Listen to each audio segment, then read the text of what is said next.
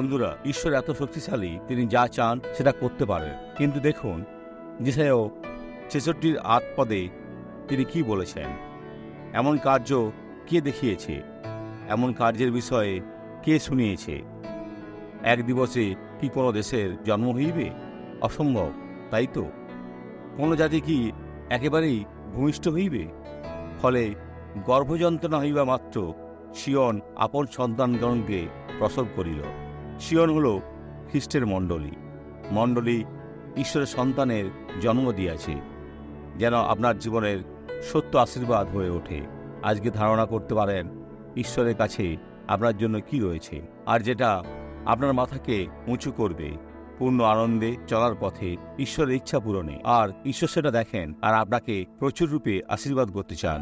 আসুন একজন ধন্য ব্যক্তিকে দেখি। বোন, আপনি 2টি লাঠি ব্যবহার করছেন? বোন, এখানে চলুন। বোন, যান, চলতে থাকুন, চলতে থাকুন, চলুন, চলতে থাকুন, চলুন। ঈশ্বর আপনাকে জীবন দিচ্ছেন। ওনাকে 2টি লাঠি ব্যবহার করতে হতো।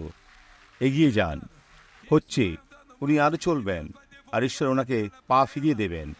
কার্য শুরু হয়েছে, আপনাকে শুধু চলা শুরু করতে হবে। কতদিন আপনি চলতে পারেননি? 10 বছরেরও বেশি।